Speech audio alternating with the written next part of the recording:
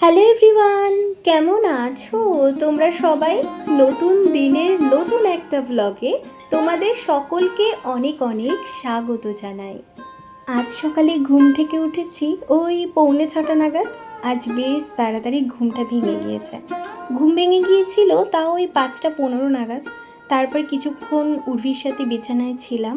তারপরে নেমে একটুখানি ফুল তুললাম আর ওই পাশের বাড়ি আন্টির সাথে একটু কথা বলছিলাম। সামনের রাস্তাটা একটু হেঁটে আসলাম। তবে না, অন্যদিন যেমন অনেকটা হাঁটতে যাই একা একা, আজ আর তা যাইনি। যথারীতি তারপর বাড়িতে এসেই আগে লেগে পড়েছি সংসারের কাজকর্ম করতে। এখন বাসি কাজকর্ম করছি সকালবেলার বাসি কাজকর্ম হয়ে গেলে পরই আগে ফোন করব মাকে। তার কারণ মা বলছিল আমাকে নাকি একটা গ্যাস পাঠিয়ে দেবে। গেল মাসেও মা তাই করেছে, আর এই মাসেও মা বলল মা বুক করে দিয়েছে, মায়ের কাছে এখন এক্সট্রা গ্যাস রয়েছে। তো আমি যেহেতু অনেকগুলো দিন ধরে এই ইন্ডাকশানে রান্না করছি, তো সেই জন্য মা বলছিল যে মায়ের কাছ থেকেই এই মাসেও গ্যাসটা নিয়ে আসতে। কলকাতায় আসার পর থেকে এখনও পর্যন্ত আমরা আমাদের গ্যাসের বইটাকে ট্রান্সফার করাইনি।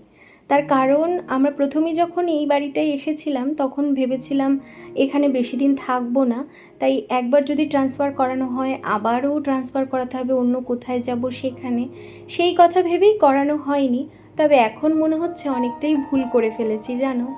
যাকে বাসি কাজকর্ম সমস্তটাই হয়ে গিয়েছে, তারপরে ওই বাসি জামাটাকে চেঞ্জ করলাম আর চলে এসেছি। এখন একটুখানি দুধ গরম করব, চা বানাবো, এখন এই টুকটাক যে কাজকর্মগুলো রয়েছে সেগুলো করব।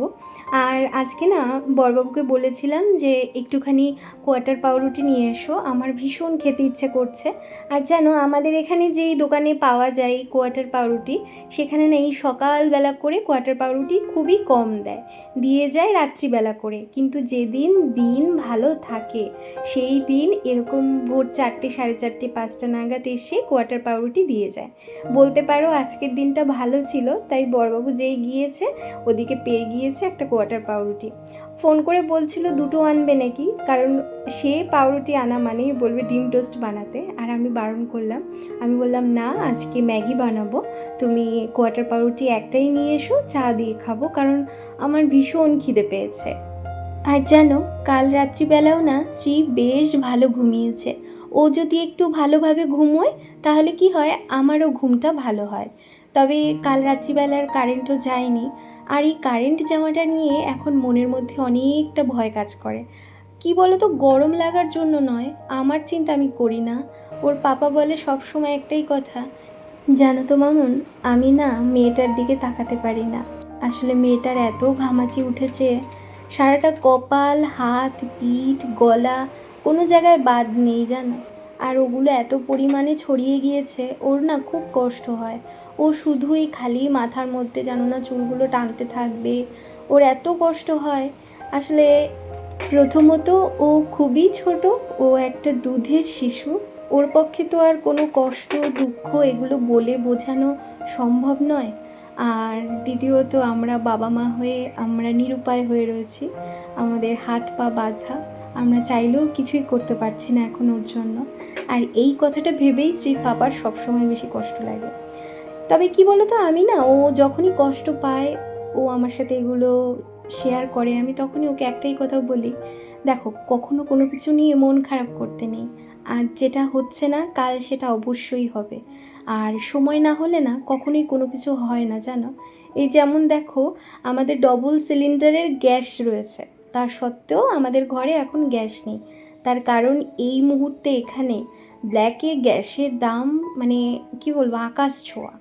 আর তার চেয়েও বড় কথা হচ্ছে এই মুহূর্তে ব্ল্যাকে গ্যাস পাওয়াও ভীষণ দুষ্কর।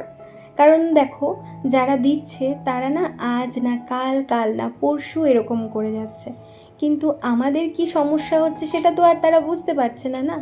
তবে হ্যাঁ, ভুলটা আমাদেরই। আমরা যদি প্রথমেই এসে এখানে বইটা ট্রান্সফার করে নিতাম তাহলে আজকের দিনটা দেখতে হতো না।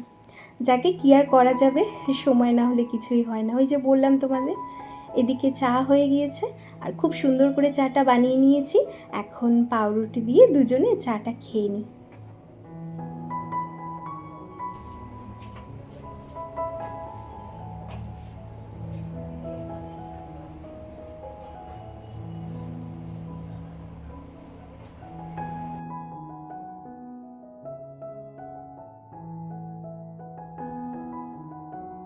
উর্ভির পাপা কালকে ম্যাগি নিয়ে এসেছিল। ওই যে কালকে দুপুরবেলা পান্তা খাবো সেই জন্য বলেছিলাম না ম্যাগি নিয়ে আসো, একটু ম্যাগি বানাবো ক্ষণে, কিন্তু সেটা আর হয়নি জানো। লাস্টে গিয়ে না প্রথমে ভাবলাম সন্ধেবেলা করবো না, রাত্রির করে করবো ক্ষণে, রাত্রিবেলা করলে দুজনার হয়ে যাবে। তারপরে ভাবলাম কি রাত্রিবেলা যদি ওই ম্যাগি খাই তাহলে আমার একটু সমস্যাই হবে। আসলে কি বলতো, আমার না এখন টাইম মতো ভাতটা খাওয়া সব থেকে বেশি দরকারি। আর ডাক্তারও আমাকে না ভাতটাই খেতে বলেছে, কারণ ম্যাম সবসময় একটা কথা বলে যে বাচ্চারা মায়ের ব্রেস্ট ফিড করে তাদের জন্য তাদের মায়ের উচিত সবসময় ভাতটা পেট ভরে খাওয়ার। ভাতটা যদি 3বার পেট ভরে খাওয়া যায় তাহলে কিন্তু তাদের কোনো খাওয়া দাওয়ার কষ্ট হয় না, মানে বাচ্চার ব্রেস্ট ফিড করতে কোনো কষ্ট হয় না। তো ওই জন্য ওই ভেবে আর রাত্রিবেলা আমি ম্যাগিটা বানাইনি।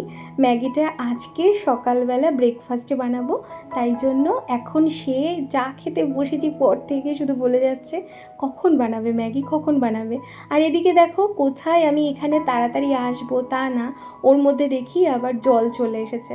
তো দেখলাম যে সকালের জলটাই তুলে রাখি, সকালবেলার দিকে জলটা তুললে না মানে আমারও না হেডেকটা একটু কমই থাকে বলতে পারো। নাহলে কি হয় দুপুরবেলা করে যদি রান্না করতে করতে আবার জল তুলি তখন কি হয় অনেকটা হেডেক পড়ে যায়। আসলে চাপটা তখনই সৃষ্টি হয় যখন রান্না করতে করতে তার পাশের সিঙ্কটা একদমই আটকে থাকে। যেহেতু ওর মধ্যে আমি সেই বড় ডেচকিটাকে বসিয়ে জল তুলি, তো সেই কারণে অসুবিধা হয়। যদি ডেচকিটা আবার না তুলতাম তাহলে অসুবিধা হতো না, কিন্তু কি করব বলো, এছাড়া অন্য কোনো উপায়ও নেই। জলের স্পিড একদমই ভালো না।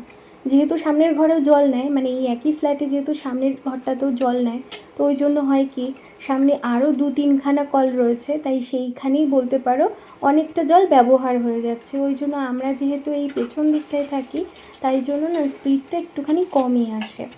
যাই হোক, এদিকে দেখো, এদিকে এখন আমি ম্যাগিটাকে সিদ্ধ করে তারপরে আগে না ডিমের ভুজিয়াটা রেডি করে নিচ্ছি, এরপরে ম্যাগিটা বানিয়ে নেব। আর কি কি দিচ্ছি বলো তো, এখানে একটু ক্যাপসিকাম কুচি করে নিয়েছি, পেঁয়াজ কুচি করেছি আর লঙ্কা নিয়েছি, ব্যাস। এই দিয়ে ম্যাগিটা যে কি দারুণ খেতে হয় না। আমার না ওই সিদ্ধ করা ম্যাগি, মানে যেটা এমনি সিদ্ধ করে ওপরে মশলা দিয়ে খাওয়া হয়, ওটা আমার একদমই ভালো লাগে না। তার কারণ স্কুল টাইমে টিফিনে আমি এত পরিমাণে ম্যাগি খেয়েছি ওরকমভাবে, ওই জন্য আমার একটুও ভালো লাগে না। বাবার যেহেতু দোকান আমাদের, তো সে কী করতো, বাবা সব সময় পেটি করে ম্যাগি নিয়ে আসতো, মানে এক পেটি করে আনতো, আমি ইচ্ছে খুশি ম্যাগি খেতাম। আর এখন ভাইও সেটাই করে, আমাদের 2 ভাই বোনেরই ম্যাগি ভীষণ ফেভারিট। আর আমার বড়বাবু সে ছোটোবেলায় যেন কোনো দিনও ম্যাগি খায়নি। আরে কি ভালো ছেলে না। তো বড় হয়েই আমার কাছে এসেই বলতে পারো এক প্রকার ম্যাগি খাওয়াটা সে শিখেছে। আর এখন সে যেরকমভাবে দেই সেরকমভাবেই ভীষণ ভালোবাসে। আমি যেহেতু 3টে ম্যাগি রান্না করছি তাই 3টে মশলা হয়েছে, আর 3টে মশলা দেখলে তো 3 রকমভাবে ব্যবহার করলাম। এখনও কিন্তু একটা মশলা বাকি রয়েছে, সেটা একদম লাস্ট ফিনিশিংয়ে দেব। আর এইভাবে যদি ম্যাগিটা রান্না করো না, আমি একদম 100% গ্যারেন্টি দিচ্ছি যে খাবে সেই কিন্তু এই ম্যাগির প্রেমে পড়ে যাবে। অসাধারণ খেতে লাগে এই ম্যাগিটা, মানে আমার ওই সিদ্ধ ম্যাগি একদম ভালো লাগে না। আমি যদি ম্যাগি খাই তবে এই ম্যাগিটাই খাই। এই যে এখন একদম শেষ পর্যায়ে এই ম্যাগির মশলাটা দিয়ে দিলাম, ব্যাস। এবার এখান থেকে বড়বাবুকে এখন একটু দেব, আমি একটু খাবো, আর অল্প একটু রেখে দেবো, যদি খিদে লাগে ওই সন্ধেবেলা বা বিকেলবেলা দিক করে তখন খেয়ে নেব। আমি যেভাবে ম্যাগিটা বানাই সেটাই আজকে তোমাদের সাথে শেয়ার করলাম। আমার এরকমভাবে খেতে ভীষণ ভালো লাগে। তোমরা কমেন্ট করে জানিও তোমাদের কেমন লাগলো। যাই আগে ওকে দিয়ে আসি, তারপরে আমি খাবো।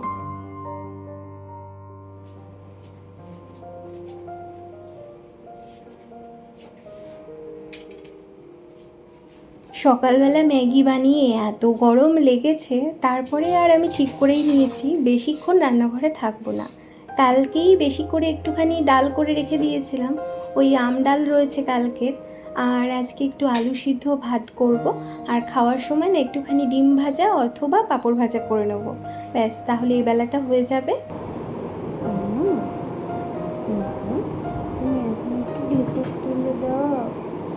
কিনু দাদার সাথে কথা বলছো?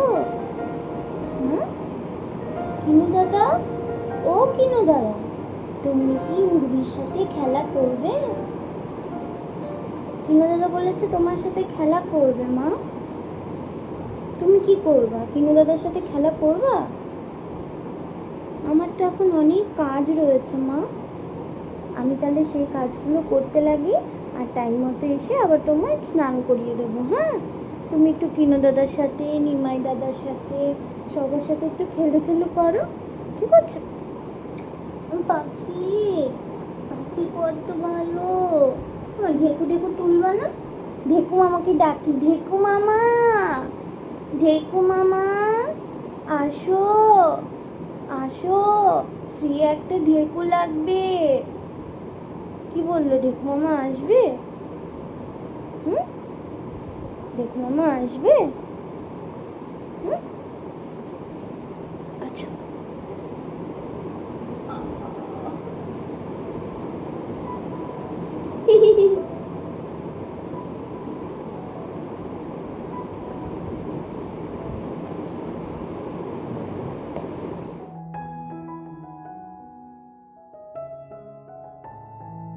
দুপুরবেলা খাওয়া দাওয়া করে একটুখানি রেস্ট নিয়েছি, তারপরে আবারও স্ত্রীকে খাইয়ে ঘুম পাড়িয়ে দিয়েছি।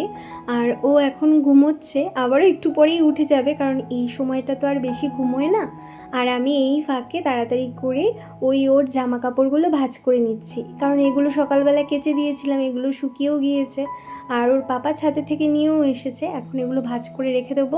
এখন যদি এই কাজটা না করি তাহলে আর এই কাজটা করা হবে না। এই মুহূর্তে তোমরা যারা আমার ভিডিওটি দেখছো তাদের কাছে বিশেষ অনুরোধ রাখবো, আমার ভিডিও যদি তোমাদের ভালো লাগে তাহলে অবশ্যই একটা লাইক করো, আর কমেন্ট করে জানিও ভিডিওটা কেমন লাগলো। আর হ্যাঁ, প্রতিনিয়তই কিন্তু তোমরা আমায় অনেক ভালোবাসা দিচ্ছ।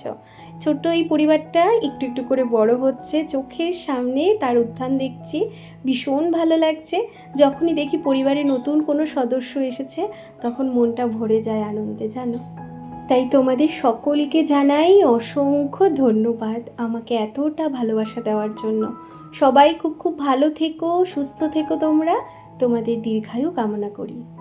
গতকালকের ভিডিওতেও টুম্পা দি ভাই এত সুন্দর একটা কমেন্ট করেছে, এক কথায় বলতে পারো আমি কিন্তু তোমার কমেন্টের অপেক্ষাতেই ছিলাম, জানো তো দি ভাই। দিদি আমাকে সামনের দিনগুলোর জন্য অসংখ্য শুভেচ্ছা বার্তা জানিয়েছে, আরও বলেছে পুটুন আমার সাথে একটু একটু করে বড় হচ্ছে, সে হাঁটতে শিখবে, তার দুষ্টুমি বাড়বে, আর এগুলো দেখতে আমার ভীষণ ভালো লাগবে। আরও বলেছে যে সে যখন কথা বলবে আধো আধো, সেইটা আমার খুব ভালো লাগবে। সত্যি তাই, জানো গো দিদি, আমি না অপেক্ষা করে রয়েছি ও কবে আমাকে একটু ডাকবে, ওর পাপাকে একটু ডাকবে। আমি প্রতিদিন ওকে জিজ্ঞাসা করি, বলি ও মা তুমি আমাকে কবে ডাকবে, তুমি পাপাকে কবে ডাকবে। আর আমরা বাবা মারা তো এটার জন্য অপেক্ষা করেই থাকি, তাই না? তোমাকেও জানাই অসংখ্য ধন্যবাদ দি ভাই, তুমি খুব খুব ভালো থেকো, সুস্থ থেকো। আর হ্যাঁ, এদিকে কিন্তু তোমাদের সাথে গল্প করতে করতে এক প্রকার বলতে পারো সন্ধেবেলার কাজকর্ম আমার প্রায় হয়েই এসেছে। এদিকে শ্রীর পাপা বাড়ি চলে এসেছে, আর আমারও মোটামুটি হাতের যা যা কাজ ছিল তার সমস্তটাই মিটে গিয়েছে। এখন মায়ের সাথে একটু ফোনে কথা বলবো, আর তারপরে যাব সন্ধেবেলার চাটা করতে। ভাবছি দুটোই একসাথে করে নেবো, তাহলে তাড়াতাড়ি হয়ে যাবে, বলো। আর জানো, মনে হচ্ছে কালকে না গ্যাসটা চলে আসছে। উফ, আমি চাতক পাখির মতো অপেক্ষা করছিলাম। চাতক পাখি যেমন বৃষ্টির জন্য অপেক্ষা করে, আমি ঠিক তেমনি গ্যাসের জন্য অপেক্ষা করছিলাম। এই কটা দিন যে কি কষ্ট হয়েছে তা আমি জানি, আর আমার ঈশ্বর জানে। যাই হোক, চলো তবে আজকের ভিডিওটা এখানেই শেষ করছি। তোমাদের সকলকে বিদায় জানাচ্ছি। সবাই খুব খুব ভালো থেকো, সুস্থ থেকো। তোমাদের সকলের সাথে দেখা হচ্ছে পরবর্তী ব্লগে।